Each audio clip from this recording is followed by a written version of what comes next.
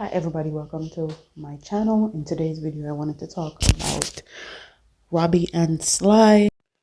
Robbie has died and he is a reggae icon. I also want to talk about the teacher that died recently in St. Elizabeth, so let's get into it. And the Guardian is reporting that Robbie Shakespeare, acclaimed bassist and record producer, has died at the age of 68. The Jamaican artist was part of the duo Sly and Robbie with Sly Dunbar. According to Jamaica Gleaner, Shakespeare had recently undergone surgery related to his kidneys. He had been in hospital in Florida. When it comes to reggae bass playing, no one comes close to having the influence of Robbie Shakespeare, tweeted the Jamaican Prime Minister Andrew Holness. He will be remembered for his sterling contribution to the music industry and Jamaica's culture. Sly and Robbie had come together in the mid-70s after Shakespeare already carved out his own music career from a young age. The pair bonded over their varied taste in music, but specifically their interest in reggae production. Their breakout work was on Mighty Diamonds in 1976 album Right Time. In the following decade, their status grew as they worked with artists such as Joe Cocker and Grace Jones. They were also responsible for key shifts in reggae music as it headed to digital, introducing the rockers and beats, and later working with Shaka Demus and Pliers to create a novel sound that distinguished sounds such as Bam Bam and Murder She Wrote. The pair worked with artists such as Madonna, Bob Dylan, Mick Jagger, The Rolling Stones, Sting, Serge Gainsbourg, Britney Spears. In a 2011 documentary, Reggae Got Soul, the story of Toots and the Maytals, they were described as one of the most influential artists ever to come out of Jamaica. Shakespeare had been nominated for 13 Grammys in his career and won twice, once in 1984 for Best Reggae Recording for Anthem, and then in 1998 for Best Reggae Album for Friends. In 2020, Shakespeare was placed at 17 on the Rolling Stones Greatest Bassist of All Time. Wow. I appreciate the fact that others looking in can see that we're doing for the music. He said of this makes me feel like a baby. I'm in shock and sorrow after just receiving the news that my friend and brother, the legendary bassist Robbie Shakespeare, has died, said Olivia Bobley Grange, Jamaica Minister of Entertainment and Culture, in a statement. Robbie and Sly Dunbar, as Sly and Robbie, have been among Jamaica's greatest musicians, and nobody can take that away from them. They are absolutely visionaries when it comes on to reggae music. They did an amazing job. And it's funny because I am of the millennial generation and I know exactly who they are. So that goes to show that their music transcended generations. And he will definitely be missed. So condolence goes out to his family. This morning, the last thing she said to me, Daddy, pass me school shoes. She not even said Daddy, she said Dad. Pass me school shoes, you know. Right? I just imagine when she feel the first shot this morning, she must have said to herself, Daddy kill me now. Almighty God, is this real? Is this real? And the problem I'm having, Jamaica have no justice system to correct this problem. Right? If the government did a set stiffer penalty for men who kill, are you caught with an illegal firearm, put 50 years on it, and when you're caught with murder, put you away forever. Nobody with no lawyer, and no this, and no that, and no indicum for indicum a total trouble and failure in this country. Mr. Prime Minister, may I ask you this take place in a Treasure Beach? Andrew Holness, step up to the plate. Minister of Justice, step up to the plate and say enough is enough, right? And send a message to the criminals of this country. Them a kill people and a get away. The Justice Minister, Mr. Zika, where you want to name, you need to step up the plate. I saw them let out a man, judge, give him 12 years, did he admit that he do the murder. Double murder at Westmoreland. And they want to reduce the sentence from 12 to 10. He should go forever. Don't know, appeal shouldn't do so. So what happened? The people who died didn't get no justice. It's only the gunman have the right in this country and in the country can investigate police. They have the police hands tied. Mr. Prime Minister, let go the police them hand, let them do them work. Right? Who gonna bring back my daughter? Loving, kind teacher.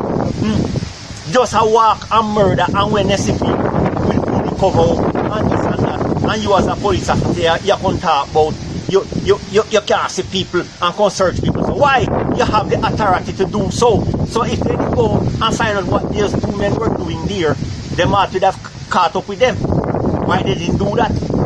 Why they didn't do that? No justice. You cannot give the police any information. So where will this go? It's not going nowhere. This not going nowhere. Right? We don't do nobody nothing. Nothing. And people just walk and kill people. No man.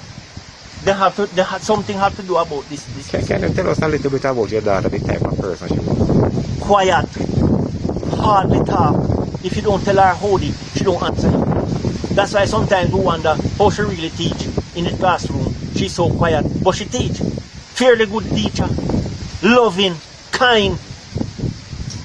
That picnic will take what she have and give it to you. Right? She was in the States with me the other day. Before school opened and she amount of crayons and she go to school and the kids don't have it. She can't give them one. She don't talk, I don't think she have a boyfriend. She's 28 years old, don't live no life. As I said, they don't keep no company. Church, school. That's it. Period. Home then they. And I wake up this morning to see my daughter walk out alive. I know she's not coming back home today. And killers are out here. I wanted to talk about the teacher that also died in St. Elizabeth recently. And it says the Treasure Beach police in St. Elizabeth have launched a manhunt for two gunmen who shot and killed a primary school teacher this morning in Treasure Beach. 28-year-old Chantel Smith, who was a teacher at the Sandy Bank Infant School, was attacked near the school's compound in the Sandy Bank community. The police reported that about 7:40 a.m. Smith, who resided in Sandy Bank, was walking towards the school when she was approached by two men traveling on a motorcycle. It's further reported that the pavilion pulled a handgun and opened fire, hitting Smith multiple times. The men then escaped. The residents rushed the wounded woman to the hospital where she was pronounced dead. Me and my mom was talking about this recently and was talking about how when parents lose their children, how it molds their life forever. And I can only imagine what this father is going through. This father actually spoke about his daughter and how she went to school and went to church, and that's mostly what she did. He also spoke about the tumultuous relationship that she was in, and she was getting assaulted. And honestly, for them to kill this woman at the school during school hours, they need to go to jail and they need to be placed underneath the jail. I'm sure those children that heard those gunshots are going to be traumatized forever. Okay, they're going to be traumatized because a teacher that they know, that they see every day, was killed in front of their school and they heard it happen. And this is why a lot of the laws and rules in Jamaica need to change and need to be amended. When you murder somebody in cold blood like that, the whole 10 to 15 years should not be given. I don't care if they're remorseful or not, or if they plead guilty or not, because that's what they do in Jamaica. If you're remorseful or if you plead guilty, then they take years off your sentence. That should not be happening, okay? They need to serve 25 to life for everything that they do. It's super sad. This girl is a productive person in our society, and her life was taken. Not even to mention what she suffered from in her domestic violence relationship. And I'm quite sure her dad didn't expect this from her daughter, and she probably never expected her to get herself in a situation like that.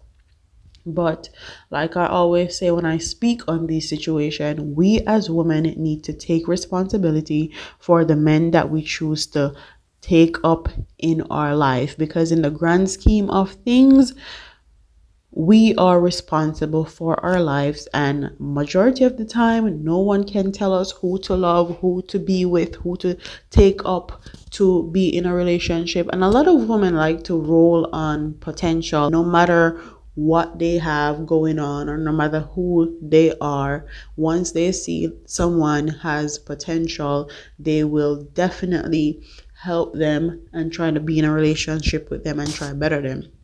But while this is all good, I find that with Jamaican women, a lot of the times when we see potential in men, we actually don't pick the right men with potential. We are always picking the bad ones. So, like I said, we need to do a better job at picking our spouses. Condolence goes out to her dad, her family. I can only imagine what they are going through. This is super sad, and this cannot keep happening. Jamaican women are second in the world to be killed by their spouses. Second in the whole world, okay? Of millions and millions of people, thousands of countries, we are the second in the world to be killed by our spouses. And this says a lot about our culture. This says a lot about our men especially, and this says a lot about our women. Our women are not being protected, and we are not being prioritized. And the laws as far as domestic violence goes have to change. There's no going around it. There's no trying to fix the ones that we have on the books now. Something have to change. So comment in the comment section what you think about this story. Don't forget to like, comment, share, and subscribe, and I'll see you in the next one.